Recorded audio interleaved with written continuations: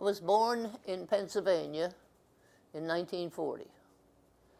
I lived there till I was about 8 years old, and my father was injured in a Sun Oil Company accident, and we moved to Anna Maria Island in Florida.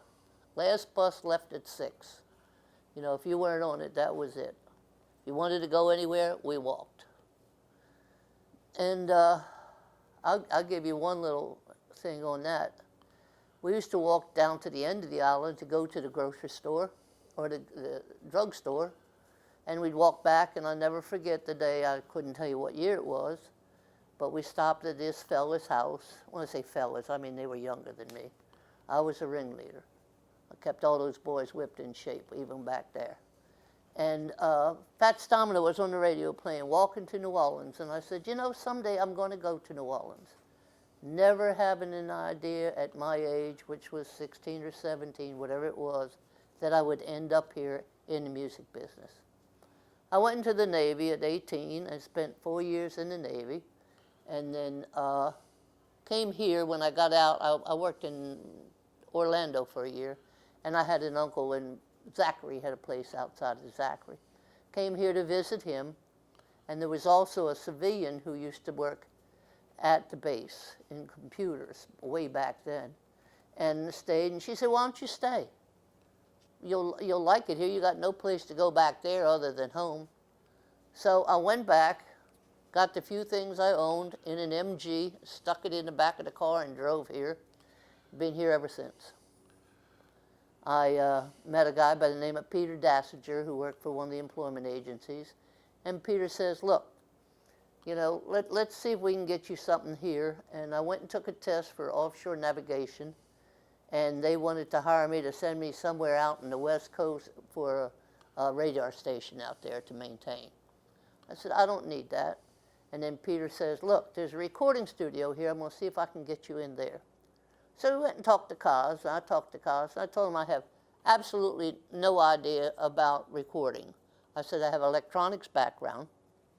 He said, I'll tell you what, I'll give you 2 weeks. And if it works out for both of us, I'll hire you. Well, after the first week, he told me, he said, look, he said, tell me what tools you need. He said, I want you to stay. So that's how I started with Kaz. And that was on Governor Nichols. Was that at 520? 521. Okay. His office was at about 2 doors down where he had the big lathe machine. But the studio was down there, and all that was in there was restrooms and, you know, an office for the girls, you know, to take the appointments and all. And that was it. It was a wonderful building, great acoustics. I mean, we had nothing to work with, really. When I say nothing, I mean, we had one equalizer. Where was the sound booth above the studio? Yes, it was about probably 4 feet up. 4 feet up. Okay. Yeah, about that. And then we looked out into the studio, and I had a little bitty shop in back of it. But we didn't have that much equipment. We had a 3-track half-inch recorder, and then a 1 half-inch 3-track playback. So all of our things were mixing down, and we had one main equalizer. That was it. And then we had several other mixers where we would take the mics and mix them down. And Kaz was a man who would say, he'd go out there, line up the microphones, come back in, and cross his arms and say, we'll fix it in the mix. So you got it then, or you had to fight to get it. So I learned really from a genius. No getting around it. So let's talk a little. We'll come back to Kaz in a sec. Did you, prior to this, had you had any interest ever in working in the music industry or any? I never even thought of the music industry. You know, I have no idea. Never even thought of it. You know, I didn't even think about my comment. Someday I'm going to come to New Orleans. Now, did you put 2 and 2 together when you went to the recording industry that this is the guy that recorded Fats Domino's? No. You had I no knew nothing. idea. I lived in the French Quarter for the first year. Well, I lived in the Quarter for several years. But the first year, I only went out the Quarter twice. And that was to go to 2 remotes. Kaz would think nothing of me and the janitor, a big, tall, black dude. He would drive the truck, and we would pack up equipment and go to a little church in backwoods, Mississippi to do a remote recording. And we did that twice, and that's the only time I went out the Quarter the first year. you know, and then I'd start to go out more after that. So when you first started with Kaz, here's a guy that as you were saying, he's renowned for his ability to just set microphones up on the floor, That's figure right. out where to do. Did you just look at that and question how does he do that? No, I had no question. You know, I was Did young and dumb. did he even teach you any of that? How we came up with that? No, he said, you know, you just get it in here, you place the mic here, and he says, then we'll get it in the mix. And he was amazing. He had the right mic for everything. You know what I'm saying? We didn't have a big selection, but what he had was perfect for the horns, the voices, strings, and all. And that's the way we worked. Now, did he have a certain areas where he set certain instruments up in the studio? Yeah, we had certain areas. They sort of went like in a U when we had a rhythm section, and then we had a riser. I forget how big the riser was that we would put strings on, you know, and bring the strings up close to also get the liveliness off of the glass in the studio. What about the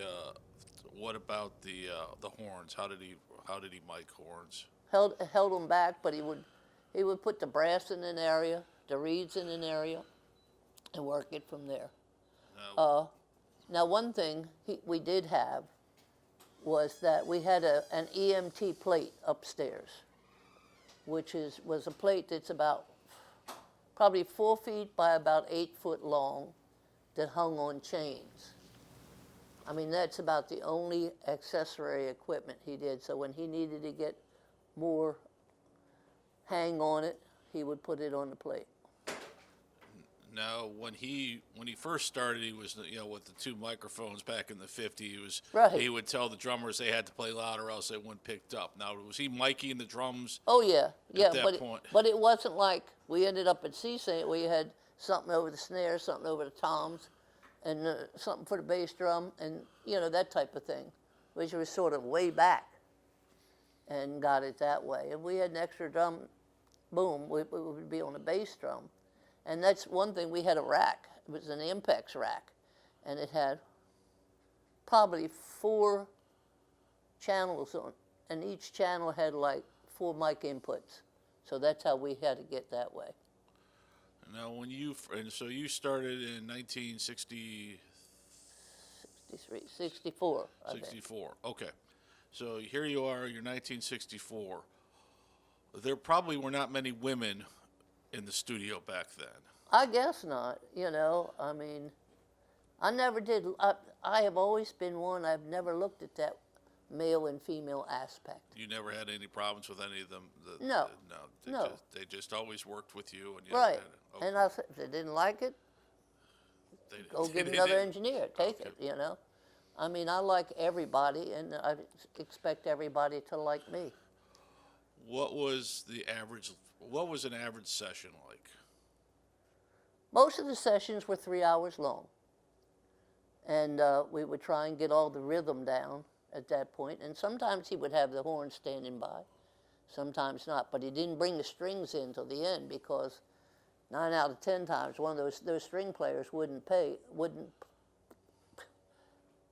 play without the decent wages. It's not like you can give them $10 a song. Some of the horn players would say, look, I'll give you $35 a session. But strings weren't like that. All right, so and how many songs did you usually do in a session? It depends. It really depends who it was. If we could do, all of our sessions were pretty well 3 hours long. And if we could get 4 or 5 out of it, that was great. But to get like 10 on an LP, because back then they were short. It would be great, but half the time they didn't want it. If they were being paid per song, they'd try and get it right and be done with it. And were these mainly during the day, or were they mainly night sessions? They were both. Both. We didn't do that much night at first, because Cosmo wasn't doing that much engineering. And as far as me staying down there, with a bunch of musicians in the middle of the night, we really didn't do that much. And a lot of the guys had jobs, they'd have a gig elsewhere. Now, when we were on Camp Street, we had 2 engineers then, so we could run, from 10 in the morning till whatever time we finished up at night. And you also now during the week it was mostly more R&B and mostly New Orleans R&B sessions mostly. Yes, On the weekends it was what was about the same. you did but you also did some country and Cajun stuff too, didn't you? Yes, we did a lot of Alan Fontenot and the Country Cajuns, and a couple of those bands, and most of that was done during the week because 9 out of 10 times they had a job on the weekend. Now you, by virtue of being there, you had amazing rhythm sections and Absolutely. great engineers. So I wanted to ask you a little bit about some of the stuff. So let's talk about first. Did you do a lot of work with Alan Toussaint in that period? Yes, I did. That was when he had already come out of the Army, and then he had probably been out a year. And was that still with the band of Chuck Beatty? No, he would hire musicians. He would hire musicians. Yeah. It wasn't like the studio band of the early '60s that had gone. Not in the early '60s when he did the stuff with Art Neville and with Aaron Neville, I meant. Right. Okay. So who were some of the musicians that were playing on sessions with Alan back then? Do you remember? Smokey Johnson. It's hard for me to remember, to be honest with you. Okay. And that was still he was mainly still working for Joe Banishak at that point? No, he had finished up with Joe Banishak at that point. He might have been working his way down. And then starting with working with Amy because he signed a contract. Well, somehow Seahorn got along there All and right. came in from North Carolina. Okay. Because Marshall started, I remember, with Bobby Robinson.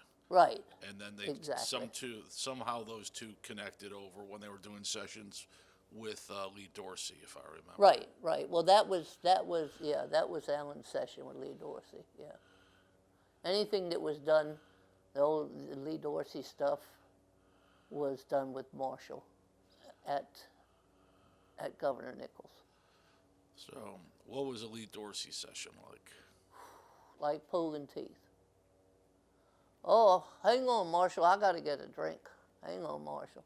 I got to get a drink. Oh, I got to go to the bathroom, Marshall. Okay, and see, Alan would be in there for a while, and then Alan couldn't take it anymore. He's putting it off. And then finally, well, at that point, when they had Lee Dorsey, and they already had the tracks down. Alan had already done all the tracks. And once Dorsey got out the door, it might have been another month before you saw him again. And that's what happened with working in the coal mine. I had to think for a minute. We ran it so many times.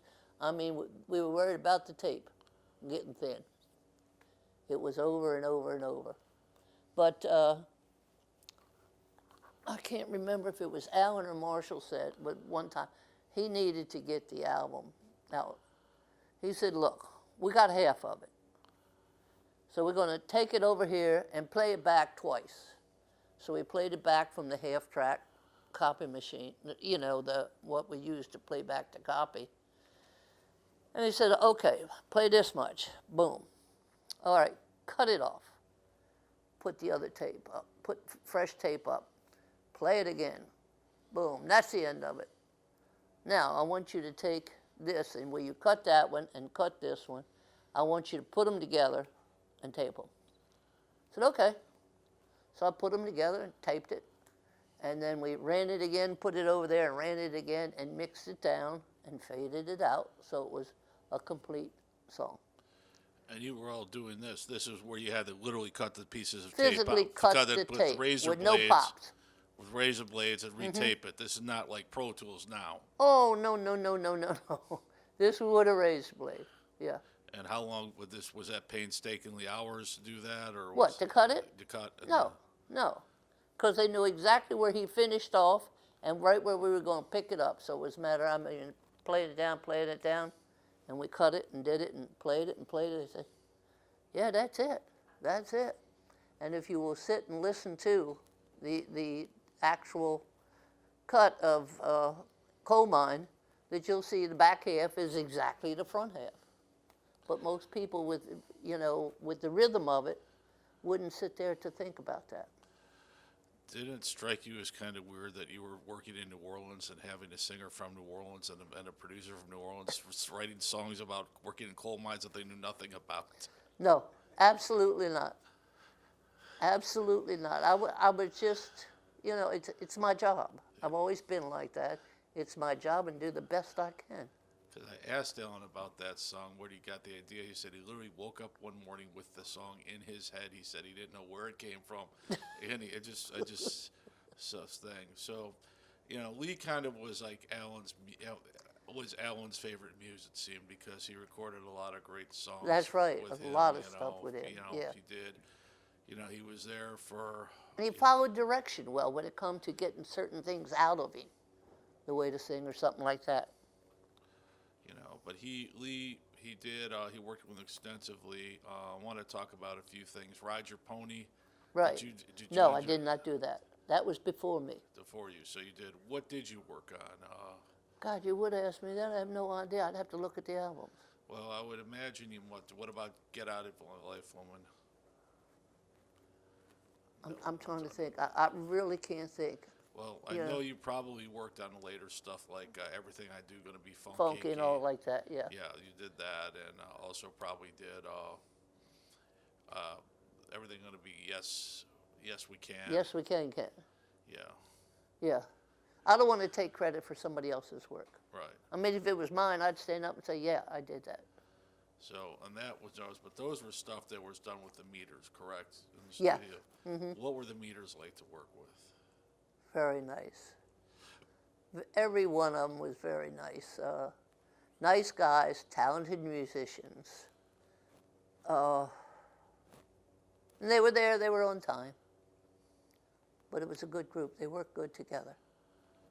Because there's always the saying that when they first recorded them, there was for the first session on Sissy Strut, they claimed, there are some claims that they recorded the things they never were meant to put out, and then they got put out and became a hit. Were those, do you remember if that? I don't know about that. Okay. I really don't know about that. Okay. If you're saying early stuff. Yeah, the meters probably. Right. Yeah. I don't know. I'd have to. Okay. That's okay. All right. So you worked with Lee. You also, and Alan. How did you? We'll talk about Alan for a while because he seemed to think. So Alan, you started working with Alan and was Alan also working with? Did you also do anything with? Who else? Do you remember anybody else he was producing at that point in time? He was just finishing up a thing on Frankie Miller, who was from England, I think, and then a young boy by the name of Browning Bryant, who had won years ago. There was something on TV, the Hallmark Hour or something like that, or something, and Browning. They were both white boys, and I guess you'd call it bubblegum music because it was very nice, very sweet, and it wasn't rock and roll. Now, did you work with? Were you ever do any sessions with Alan in the '60s on Cato? Yeah, yes. What was that like? Get the hook. In other words, you couldn't get him away from him. Wait a minute. I can do it better, Alan. I can do it better. Couldn't get him off. So it was hard to chant. Was he hard to focus? Oh, he always said he could do it better. Do it better. And Irma was another one we worked with. She was wonderful. Who else you got? What about Jesse Hill? Oop Poopadoo? Oop Poopadoo we did back in the 60s. He was real nice to work with, really. I mean, did he make, because there's some of the sessions you actually hear where But I don't think Alan had anything to do with Oop Poopadoo. Early he that did. Could have, Early did. Some of those were done by Waddell. And then there was another cat named... Eddie Bow. Oh, Eddie Bow, yeah, I worked with Eddie Bow. And then you had Senator Jones, the pirate. He did a lot of local things. Okay, so so Alan's taking notice, you're this engineer, you're working at Cosmos. How do you go, so there's that. this is going on. You're working with other people. So you start where you talked about Wardell because they're the Creole Beethoven. What was Wardell like to work with? He was wonderful. Very, very talented musician. I mean, he was talented arranger. Like, I can sit down in this day and time and listen to some old New Orleans music and tell you if Wardell arranged it. Because he just had a certain sound and a certain way he put everything. He had that rhythmic. He would always do some sort of rhythmic trademark. It was right for the song, but he wasn't like Alan always had his trademark. You could tell the song, whereas Wardell would change, but you knew it was Wardell. Right. And Alan would always do something, you know, like Southern Nights. Like he put in la da, you know, da da da.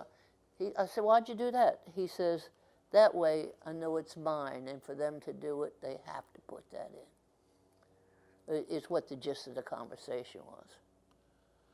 Now, did you ever see Wardell arranging? Oh yeah. What was it like? When you see him and he's sitting there with what did he use mainly to arrange?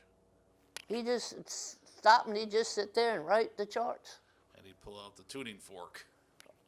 Well, he might do that when he was out there. I didn't see that inside, but sometimes he would go out and things didn't sound right. He'd just stand out there and change the charts on the guys. I did watch it range. He would pull out a tuning fork and hit it, and then he'd start arranging. That's what I saw. Probably so, you know. But you worked with him, and you had a hit worked on the hit by Robert Parker, Barefooted. Barefooted, that's right. That came off of Camp Street. And it was on Camp Street. I mean, that was another building that the office was downstairs. We were on the second floor, and his record storage was on the third floor, and then he had the fourth floor. When I say he, I'm talking about Cosmo. And there was an old freight elevator in the back. That's the way we'd get things up and down. And then there was a stairwell going up the side. And it was so hot in there, we had no air conditioning. You know, cars would go, we had these big fans, cars would go get blocks of ice, same way on Camp Street, throw a burlap bag on it and turn it on to blow air. And I remember I came downstairs to do something, and it was hot. And I had no shoes on. I ran upstairs. I found a cable I stepped on was real hot. It was like extension cords. And I'm saying to myself, barefooted. So you're downstairs. I came downstairs to do something because, and then I had my shoes off because it was so hot. And I was going up there and I stepped on a hot cable that went up the stairs. And I said, look at this. I'm here barefoot and I'm doing this stupid song barefoot. And never had any idea it would ever sell $1 million records. But I was glad for Robert. Because Robert was a long-time musician that did many sessions for Right. years. I mean, people forgot he started off with he was the guy that gave long hair his nickname. Was it? Yeah, he was playing with Professor Longhair in '49, and he gave him the nickname, and people forget that he was him and I forget the other sax player. Can't help you on that. But so you worked with him. Were you there when they recorded Big Chief? Yeah. So what Yeah. was that session? That's where they had the bottle caps going. Yes. Yeah. Earl King did that whistling because Fess was playing the piano. All right, so that was Professor Longhair was playing with Big Chief. Yeah. Earl wrote it. So I don't know who wrote it, but I know Earl King was on that session, did most of the Singing, things like that, singing yes. and all like that. And then and did they have to tie Longhair's hand? Did they tie Longhair's hand or? I don't remember. I'm going to be honest with you. I think they had to tie his hand and his foot down because they didn't want him kicking the piano. Right. Yeah. And the other thing is he was surprised because he didn't realize all the musicians assembled were to play with him. Oh. See, I didn't get involved in any of that. I mean, I would go out there, set the gear up, and as far as all that in and out. Wardell told me that he looked over at the end of the song and he didn't realize that Smokey had been playing so hard, Smokey Johnson, that he looked over, his hands were bleeding because he was playing so hard on the drums. Yeah. Yeah, I remember that. I'll tell you another one who used to do that was Uganda Roberts, played the congas. Yeah, the great conga player. Can't remember. With long hair too. Yeah, His last name was Roberts, something Roberts. Yeah, Uganda Roberts. Yeah. But I believe also the other thing about that session was they were supposed to eventually go back and record Professor Longhair singing the vocals over Earl, but they left Earl's vocals on Right. instead. Right, yeah. Yeah, because every time I'd hear it and they'd say, Professor Longhair, I'm going to say to myself, yeah, I know better. And so what was Professor Longhair like? He really didn't engage in a lot of things with me. You know, we did a thing, I think it was up at the warehouse district, and that was nasty. And I remember we were recording it because Marshall sent me back to the studio to get more tape. We had carried up our machines and all. And then Isaac, which was one of Marshall's footmen. Isaac Bolden? Isaac Bolden, he was always screwing around. Well, I'm driving, and we get up there on Race Street. Just like 1 o'clock in the morning, we're on Race Street. A bus stop. Man, must have been 15 Negroes around there. That damn Isaac rolls down the window and yells out, nigger, nigger, nigger, and then drops to the floor, and there I sit, this white girl. I said, you dirty bastard. And I just gunned it and got on out of there. You know, he was like that, but Earl King got him back. Earl got him back. Isaac had that Cadillac after, what did he do, Mr. Big Stuff, I think? And Isaac was back driving that Cadillac like this, and they were going uptown. They were coming down off at Claiborne Avenue. And these are some of the stuff I don't normally talk about, but this is funny.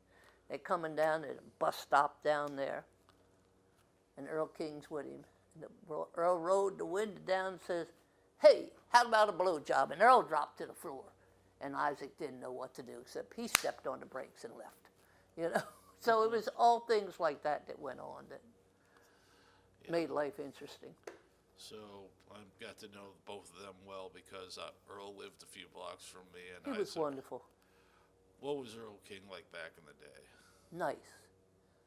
He was very nice, really. I really loved Earl. Really. He was so talented, but he wasn't one to say, hey, look at me. I did this. I can do that. I'm this. Earl was an everyday man. He was also one of the few people that owned all his publishing and writing back then. Yes, he was very smart. Very, very smart, yeah. There's another one we lost big and people don't even know about him. But him and Isaac and what's the other guy that used to be the friends? There was a trial for those two plus Marty Lewis and I don't know about him. and Walker, who owned the record store uptown. Oh, I don't know. Okay. But Earl and Isaac were tight. Yeah, Isaac. They used to play this game. They would call each other at 2 or 3 in the morning and wake me up at 3 in the morning to just talk, and Isaac would fall asleep. Oh yeah, Isaac would do that on me at times. Isaac would call my house every year on Thanksgiving Day and wish me and my partner Gloria a happy Thanksgiving. Never missed until he passed. Never missed calling. So he was a real nice dude. He was a very good guy. He called before he passed. He made sure I went and picked up a whole bunch of tapes and said, you have to hold these. And no one has come forward for the. Well, you got him. I got it, but I don't know what I'm You doing. got him. But he was, and it's, he would pull that sort of stuff like, Yeah. thing. And people are listening to this don't realize that Isaac was very Yeah. skinned, black Yeah. man, a black man. So when he did that to you, he had a sense We had of that humor. bush this big, and I remember when Marshall first moved out there into River Ridge. The sheriff used to live, Cronvich it was, lived at the end of the street. And when Marshall moved out there, of course, he found out who was where. And Cronvich went back in there and said, look, Seahorn, we're going to tell you this. This is an all-white neighborhood. We know what kind of business you're in. We don't want none of your business associates, musicians, no blacks hanging around here. Marshall said, no problem. I don't entertain. So he used to take Isaac and Dwight, the janitor, out there when he needed help. Dwight was normal size. When I say normal size, 5'8", 5'9", bright skin, but dumb. So anyway, there's Isaac. The doorbell rings, and Marshall yelled to him, "Look, answer the doorbell." So Isaac goes over and answers the doorbell, and there stands a white guy with all this on his hands. He's looking at him. He says, is this the Seahorn residence? And Isaac said, yeah, because he could speak very proper when he wanted to. And he says, why have drapes for the family? He said, oh, that's all right. My daddy said put them right over here. Well, the guy with the drapes almost lost his mind, when that happened.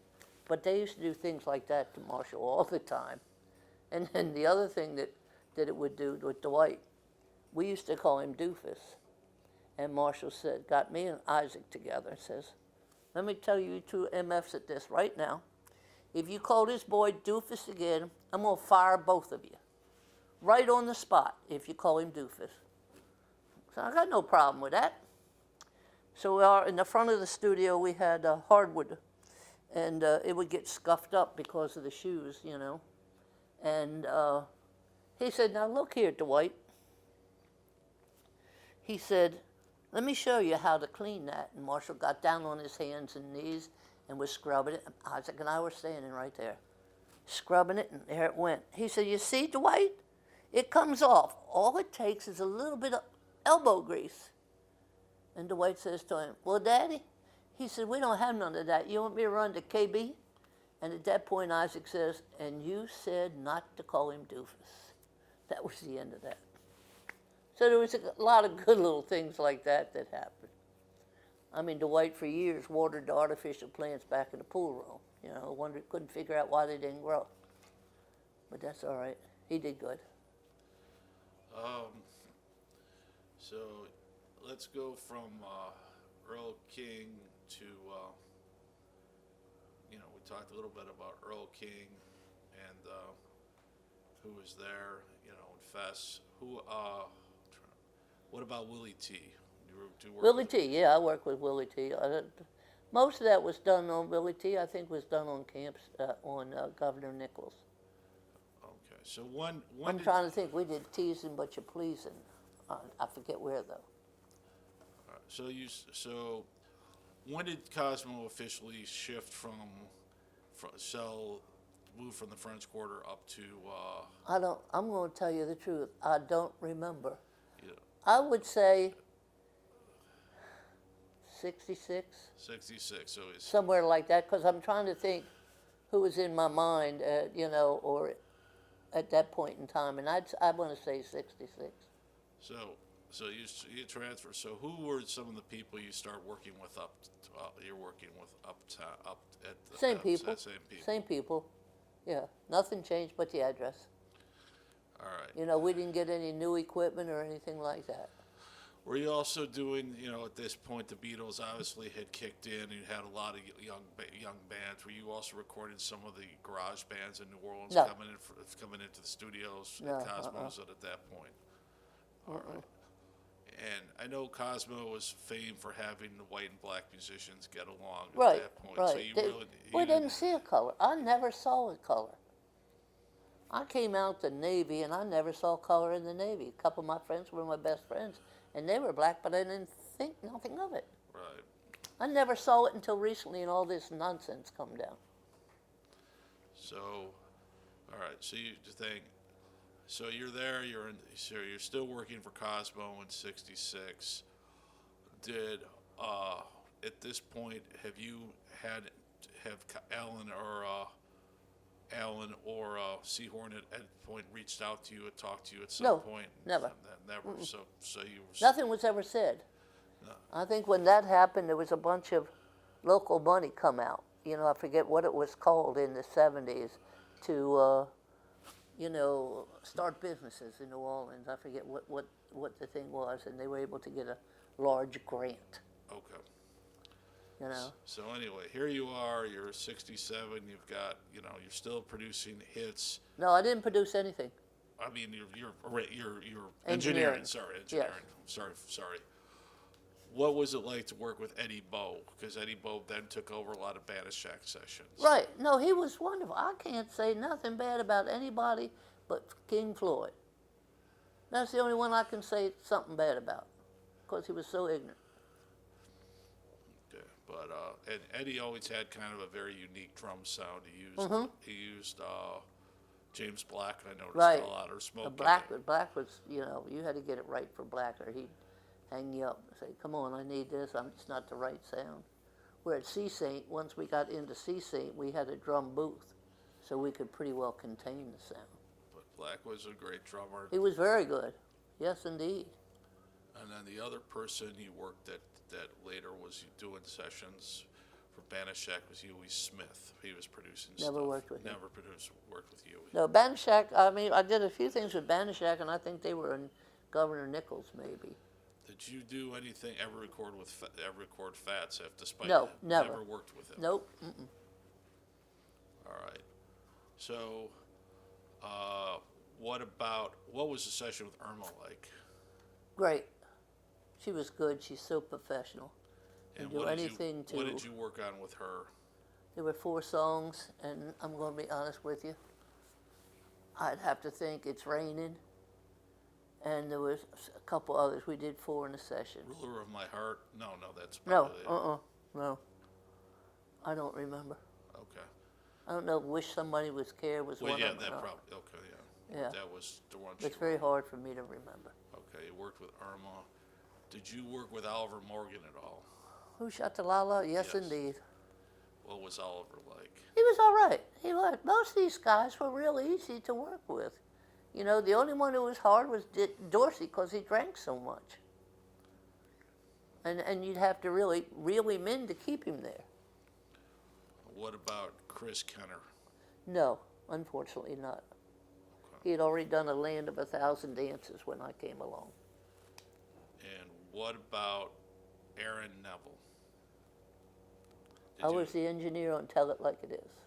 And what was that session like? Do you remember? Great, absolutely great. And then we did an album. I can't remember the songs. And that's when we were uptown, Cosmo had a mistress. I'm going to tell you that. Her name was Jody Patassi. She was involved downtown, but not as much as uptown. And the way Skip and I worked, we worked sessions. You'd have a session from 10 to 1, 1 to 4, 3-hour sessions, and we would rotate. And Skip Godwin. And he was the other engineer, correct? Yeah. Okay. And so we would rotate, and whoever had the last session, I don't care if it was you got off at midnight or 4 in the morning, you were the second session the next day. It worked out good that way. And we punched the clock, so if you hadn't punched in, you didn't get paid. And Skip had I had the last session, and Skip had the first set.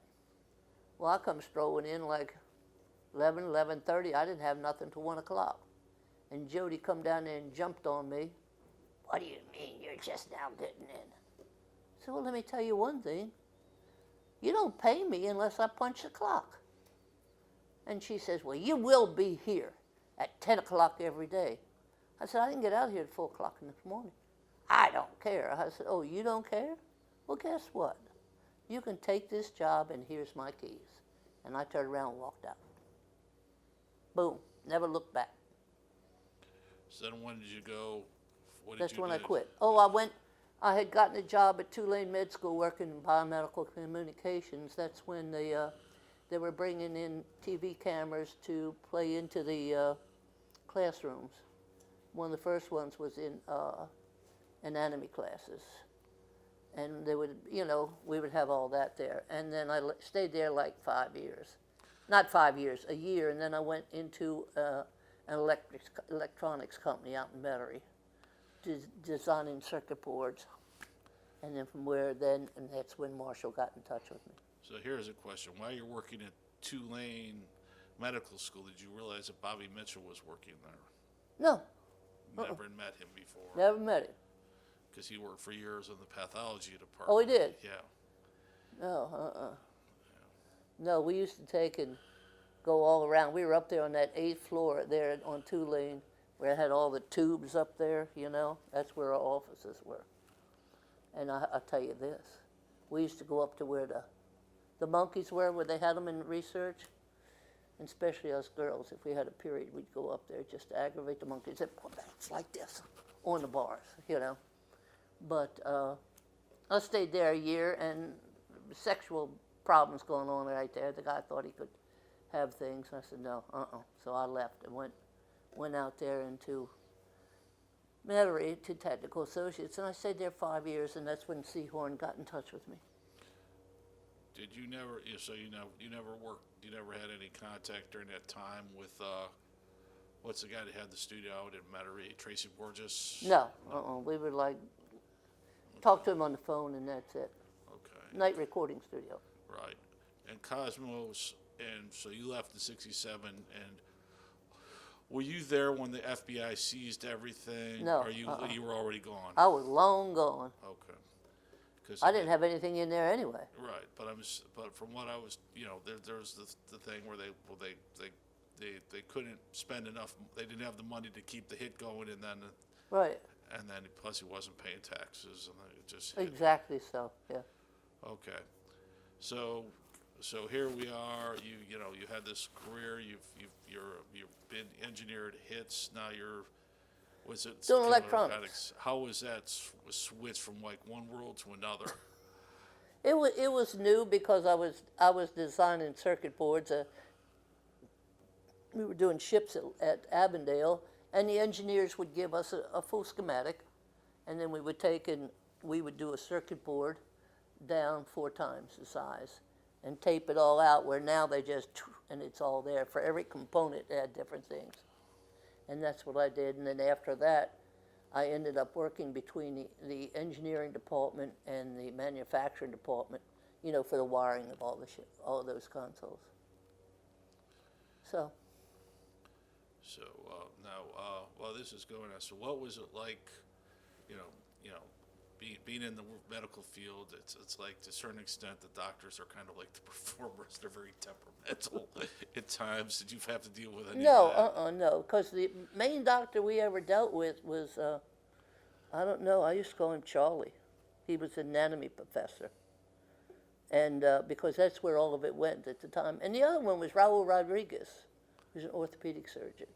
And Raul, back at that time, was working on doing hip replacements on the cadavers downstairs. And of course, we used to mess with him and say, "Ooh, Raul." Said your patient died, but it was a success, And he was a great physician, because I told him years later, he ended up doing my partner's hips. And he did one and then the other. And I told him, "Raul, do me a favor, make sure both legs are the same thing, because I don't want her walking around like she's walking on a hill." He said, "No, it's going to be fine," So he was very lighthearted about things. He's a great man. And the other person who was down there at the time was there's a guy from New Orleans, I forget what his name was. His daddy worked down there, but he was just like they gave him an office. So Marshall shows up did Marshall just show up out of the blue to offer you a job? Yeah, out of the blue, but I had worked with Marshall before, because he was doing a bunch of, the Elmo James stuff and all like that he had brought down from North Carolina or wherever he got it, And then he called me up. I don't know how he got in touch with me, unless he had stayed in touch with somebody from CSAINT who still knew me, Well, of course, I was in the phone book, too. So you didn't do any sessions for Nothing. For a few years? Nothing. Nothing, okay. Okay, so all of a sudden, because I know that the story was that they were trying to sell an Earl King record to Atlantic to get the money to build the studio. I don't know I never got involved in any. That would have been something that Marshall would have done. They were trying to do that in '70, and they didn't bite. I know that. I never got involved in any of the finances of the studio, except when they didn't have any more money, and then they let us go in '83. All right, so here you are in probably around 70 with this, early 70s, 77. Yes, I went full time 73. 73. But in like 72, was they were having a big opening party. They're going to open the studio, and I was there, and Skip was there too. Skip Godwin, and Skip he says as soon as he came in there and saw that I was there, he says he knew the job was taken. So, anyway. So what was the first session you did at CSAN?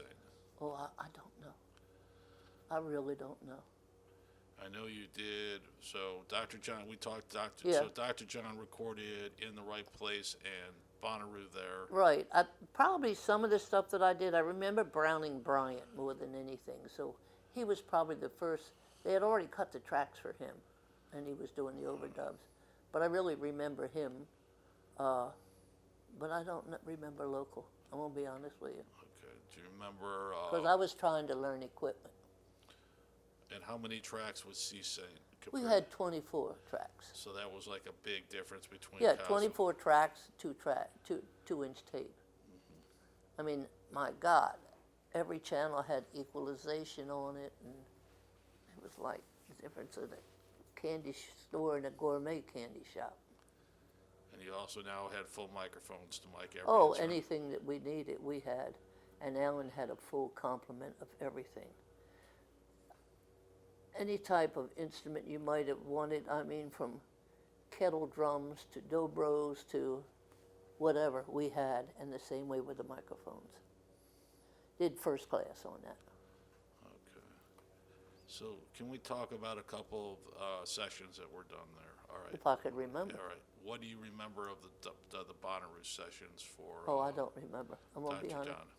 All right, you don't remember any of the Dr. John sessions? No. Do you remember working on any of the Meters albums that were recorded there, such Yeah. as Fire on the Bayou or? Other than that, I think that was that could have been a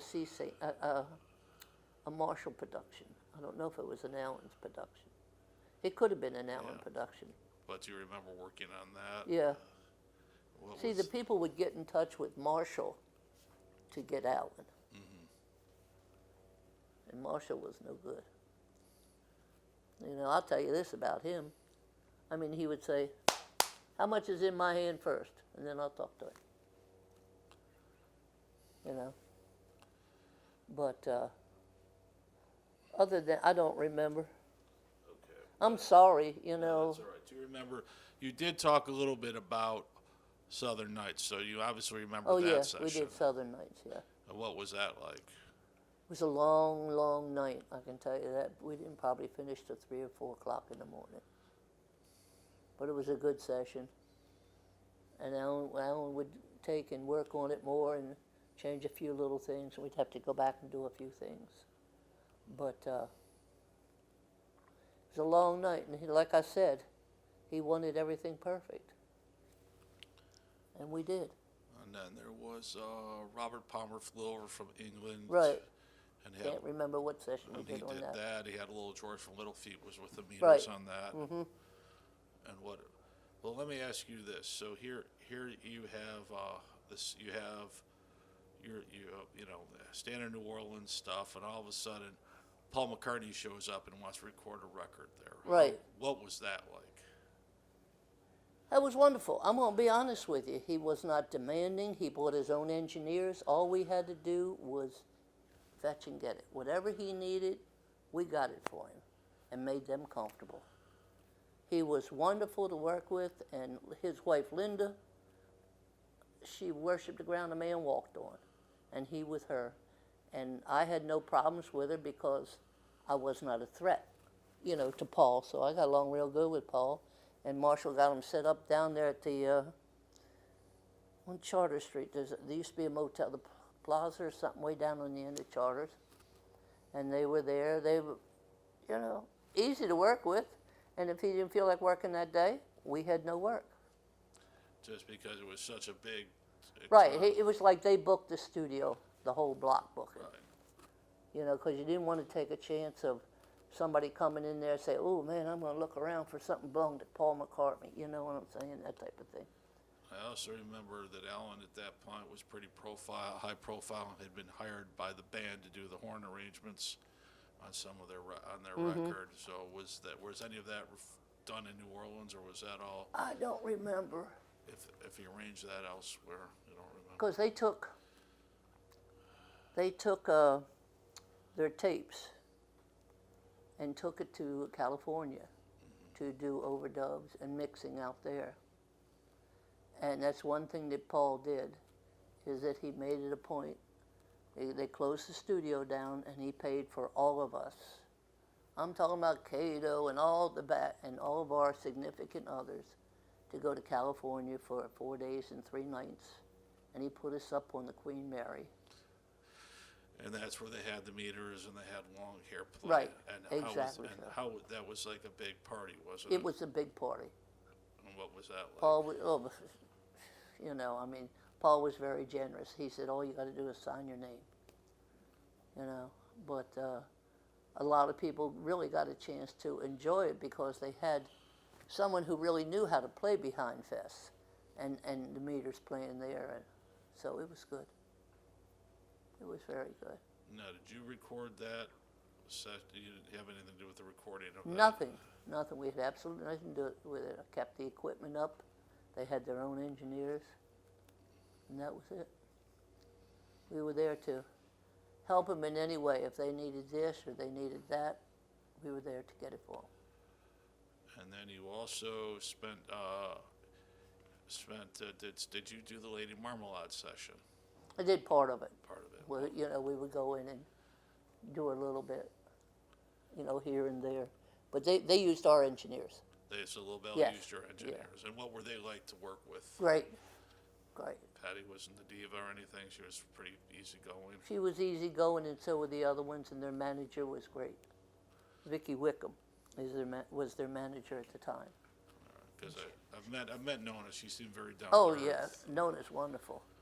And Vicki really watched out for them and made sure they got their due. She was one of the better managers, wasn't out to increase her pocket or anything. She was there to take care of them. She did a great job. And I believe, did the Pointer Sisters also record? No. Or were us? I don't know where they did Yes We Can. Yeah, I know they recorded somewhere, but Yeah. with Ward Al, but No, I don't remember. The Mighty Diamonds recorded. Yeah. What was that like? To me, it was like 2 Chinamen in a tote sack. But that's, when, oh no, I want this, they get in there and have all this available to them, and they didn't have it before. Yeah, well, let's try this. But they were nice. Don't get me wrong, I told you. The only one I ever had problems was King Floyd, because he says, I was in my shop, and I'll tell you this, I was in my shop doing something, he came in my shop. So what are you doing? I says, it's none of your business, I'm working. Yeah, you white folk don't want us niggas to see anything or know anything. I said, look, I'm going to ask you nice. Please leave my shop. Yeah, I told you, y'all are like that. And I said, look, I've asked you nice, now I will have to tell you in your own language that you understand. I told him, get his MF and S out of my office. Boom. He shut the door behind you, and I never spoke to him again. But that was the only thing he understood. I tried to be nice to him. You call me Floyd, you're supposed to call me King. I said, you're not a king. No. I don't, put it like this, I don't hold my tongue. You're not going to step on me, I don't hold my tongue. Well, here you are, this is, the 70s, it's a different time. You did the Mighty Diamonds. I know that Isaac was bringing some people in. Right. They were doing, James Caan did a record with Alan there. Mm-hmm. They also did, Mighty Diamonds. Albert King recorded there. Albert King, yeah, I remember Albert King worked on that I one. heard Albert could be quite a handful in the studio. Part of the problem was, no, I'm not going to say it. Someone had trouble with music, and Alan would write music, and that's all I'm going to say. But as far as him being boisterous or anything like that. No, okay. Yeah, and then there was, I was trying to remember, those were like most of the high profile. Oh yeah, and the other one that was pretty high profile back then was the King, White or black? King Biscuit Boy. King Biscuit Boy, yeah. Recorded there. And Right. Behind a Little Crazy. That was a well-received record too. Right. And then there was somebody else I was just going to tell you, and I can't remember who it was. And of course, people forget too that Alan's own kid Reggie had his band. He was recording Reggie's band, Hot Chocolate. I mean, no, Chocolate Milk. No, that wasn't Reggie's band. Chocolate Milk. Yeah, but that wasn't Reggie's. That I don't, was I don't know if it was I Reggie's. thought Reggie played. I know Amadei Castano was in the band. I thought Yeah, Reggie, and Joe Fox and all those. They were all students at the university at the time. and I think Reggie played percussion on one of the records. I may be wrong. He could have, because back then Reggie would have been. I'm trying to think if he was in St. Aug at the time. I thought he played in those records, but I may be wrong. He could have. I don't know if they didn't have a percussion player. No, they had Amity, not Amity. They had Afro was their percussionist. Yeah. Ken Afro Williams. Yeah, Okay. Amity was saxophone. Okay, so they had that, and they were a local hit. They were Right, charted. they're starting to get back together. Yeah, but they were starting to get some hits back then. So Right. New Orleans at least had a hit maker and a local hit maker in them. So when did things start slowing down? Were things always busy? I don't know what it was. I sometimes think on the other stuff that if they saw Marshall's name on it, they didn't want it. Because Skip and I did an album on it, a girl by the name of Deanne Horn, a country album that was absolutely wonderful. Alan let us footed the bill for the studio and the strings, and we even had a steel player come down from Nashville. Couldn't do a thing with it, and it was absolutely great. And we had got to the point that we said, once it went out with Marshall's name on it, you could forget it. So when did so pretty much business started slowing down at some point? Yeah, it slowed down, but I don't remember what year it finally got really dead bottom in like '83. We had nothing coming in the door, and that's when Marshall said, "Well, you know, I'm going to have to let you and Skip and the janitor go." Okay, and then did you ever work in music again after that? Nope. I went to work. I was already an electrician, so I went and I got my Class A electrical license. And I had my own company for 10 years working for my own. And then I went to work because as you get older, you look for, a retirement other than Social Security. Right. I went to work for Jefferson Parish as electrical inspector on roadway lighting, which I worked for 10 years and then I retired. Okay. Well, I think that's pretty good for today. I hope I didn't rack your brain too much. No. In fact, what I'll do is if I can remember when I go home, pull out some of those albums, Yeah. and maybe I could be a little bit more helpful to you. But I think I was trying. If I intrude just for a couple, I know you have to leave. What time is it now? It's only 4:15. No, I can. Yeah, please, because. So, I just wanted to ask what was really useful. I thought when you were describing the Governor Nichols studio to kind of lay out the space that was there. Could you please do that for the Camp Street and Seasaint also? Just sort of describe Well, the on space. Governor Nichols, we had two sections. We had one section that went straight back. Then there was another section that went through it, and then there was, at one time, it was a big garage. And then another section is where Cosmo had the lathe in his office. But where this section went straight back, we had a secretary up front, and then there was a row of old movie seats, the wooden things. And I think it was the restrooms behind that, and the payphone was right there. Because I can remember to this day Mac coming in after being in rehab, and he came in and he said, "Oh, Berta." "Oh," he says, "I was fine. I just got out of rehab, and those bastards met me at the station, took my watch, took everything, and got me all loaded again." Honest to God, I can see that to this day, And then in the back, you sort of walked in the back, and there were steps going up to where my shop was, and you sort of walked around, and it was all some sort of solid walls, and the floor was solid, but it's still hot. And then you went back in, and the studio was one great big open gaping hole. And you went upstairs here to get into the control room. And there was no air conditioning at all in that building. No, it was the same type thing. Cosmo had one of them big old window fans. When I say big, I'm talking about like 4 feet by 4 feet, and he'd get a huge block of ice and throw a burlap bag on it and blow it over. So what was the inside Control of the, room, we had nothing. What was the inside of the place on Camp Street like? Downstairs, same type thing, was an office, and I forget what was behind the office. And then you walk back further, and there was a freight elevator and stairs going up here. And you went up into the studio at that point. Was the control room here, and the studio in the back.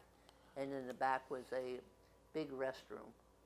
And what Cosmo did, he took and it's the only improvements he did to the building. He ceramic tiled walls and floor and everything with a drain in the main floor. He said that way when they come in here and piss all over, I could just take a fire hose and just clean it all up. So, and then of course there was a freight elevator back there, and you went up the stairs again, and it was a great big gaping building, and that's when he had a pressing plant out there in Jefferson. And he had White Cliffs and all those other things that he was putting out. And once a year we'd have to go up there, and there'd be thousands of them up there in boxes. And then upstairs was his offices, and I couldn't even tell you what they looked like. Well, that's right, because at one point he was trying to be the main record distributor out of New Orleans. Yeah, and he had Dover Records, and he had White Cliff. And at the time, Joe Banishak had a thing just about 2 doors down on the other side of the street. Camp. But he used to make us go in there and count records once a year for inventory. And then we got to the point we'd pick up a box and say, 27, 48, didn't make any difference what was in it, because you got so tired of sitting in that heat. But that's what it was like. What about at CSAM? There was a couple of studios, right? There were a couple of different rooms in CSAM, or just the one? There was one room. Oh. You'd walk in it, and they had a glass window, and that was the receptionist there. And that was like the booking was done here. When Ledbetter was there, she used that. And then there were stairs going up to Alan's office and Marshall's office. And then right to the other side of that was a file room that was just office files. And then you came back, and I had an office. You came back further down the hallway, and that ended up being Marshall's bootlegging room. Had several machines in there. You just copy from disk to whatever. And you went back, and then I had a shop on this side. And then you went into the studio there. And the whole studio was open. There was like 10 or 12 feet in front that was hardwood floors. And in the very back was a big drum booth. And we had a Hammond B3 organ. And we had lid on top of the doors. And there was like a little anteroom between the studio and the street, and we used to keep the horn for the organ out there, you know. And then I had behind the equipment next to the studio. The control room was right there. I had a thing there. And then you went down there. There was the restrooms, and then you went down a little bit, and it was a pool table, a bumper pool table, and like a little rec area. And there was a big post, about that wide. Everybody carved their names in it. I don't know whatever happened to the post, if it's still there in the building or what. But there was also stairs going upstairs there. And that's where our big echo chamber was, and other storage of kettle drums and all that other business. Did you, and that was air conditioned, I would take it. Upstairs wasn't. Up at the main studio was? Oh yeah, all that was air conditioned. Okay. That was done by Dave Harrison out of Hendersonville, Tennessee, or Henderson, Tennessee. Do you mind if I allow one more? Sure. I'm curious about Senator Jones. The pirate? Oh yeah, yeah. Yeah. Well, he was a disc jockey originally, correct? I have no idea. I only know him from working in the studio. The pirate. He used to bring all those acts in. You know, that's when he'd have bought people like in later on down the road where no one was hitting on him, like Jerry Hall and a few of the other girls there, and A couple of the others, he'd bring them in. And Johnny Adams, I know. Johnny Adams, he did Johnny Adams. Wolfman Washington. Yeah, Walter Wolfman. So, see, you know more of that than I do. The pirate. We called him the pirate because of the patch. And the pirate gave me one term I still use to this day. He'd been up in the country by his sisters, and when he come back, I said, how was your visit, pirate? He said, oh, girl, I didn't get no rest. I said, why not? My sister's got one of them chihuahuas. Oh, it does it. Bark, bark, bark. I said, a what? He said, a chihuahua. I said, I don't know what a chihuahua is. He says, one of them little Mexican dogs about that big. You know, so to this day I still call him chihuahua. So I don't know what happened to him. But he was fun to work with. He really was. Well, they say he was a hustler. Oh, he was. Well, he was. So he was like, his idea was he would, they told him, you know, he couldn't afford to bribe the DJs, but he would say, hey, do you need your car fixed, whatever. He would just go out and do whatever he could, so that way he could get his records right, played. because he had no money. Right.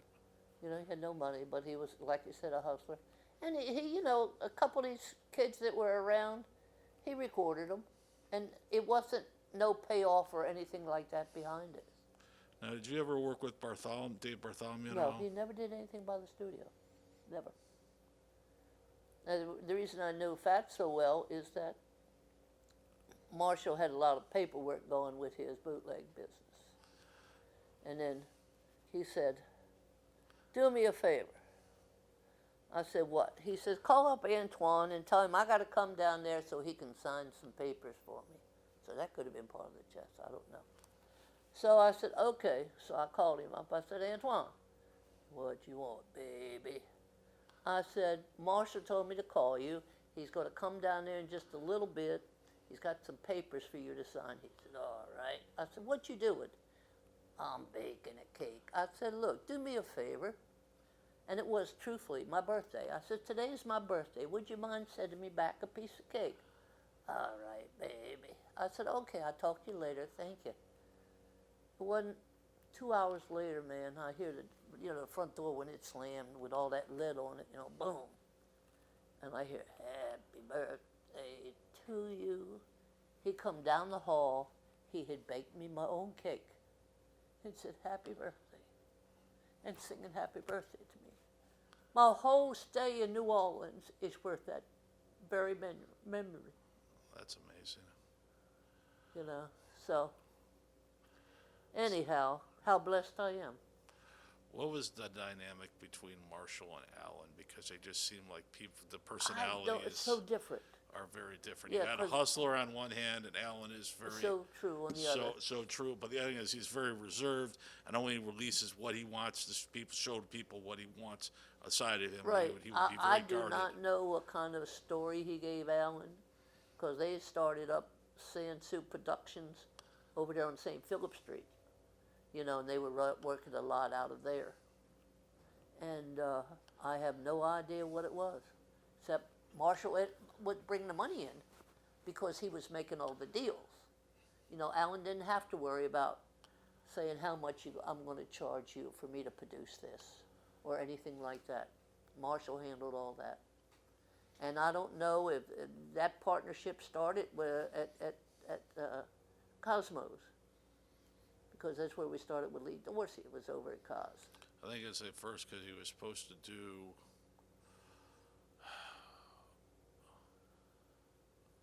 I'm trying to remember what the story was at Allen. One of them was supposed to produce and they couldn't, so they got the other guy to produce. I know that Harold and Allen, there was Batiste. There were contract wise where sometimes Harold could produce and sometimes Allen, because I know Allen wound up doing stuff for chess because Harold couldn't do it, and vice versa. And I get confused on that because it's been a long time. Right. I don't know how they hooked up. Now, did you ever work with Harold Batiste at all? No. Okay. No. Okay.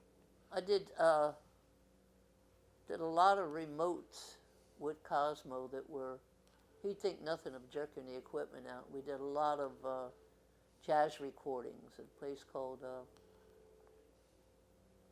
Deep South Recordings.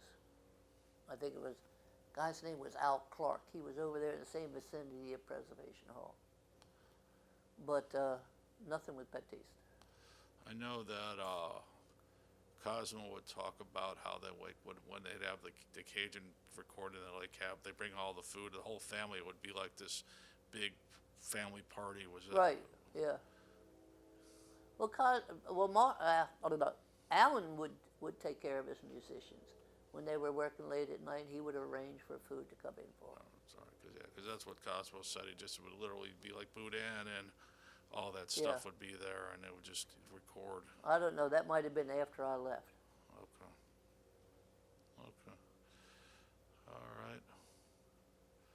Now, did you ever do any work with Huey Mo when he brought people to New No, Orleans? Never never, did. Okay. No. Okay. I'm just trying to remember who else would bring in people in for cause. Because Huey used to bring a lot of acts in from Texas. Yeah, they used to bring a lot of stuff in and record because Cosmo was the only one around. All right. Well, thank you very much for your time. You're welcome. I hope I helped y'all some. No, this I'm is sorry. good. I've got such short-term memory. No, that's okay. This was great. This was really good. Thank you. And I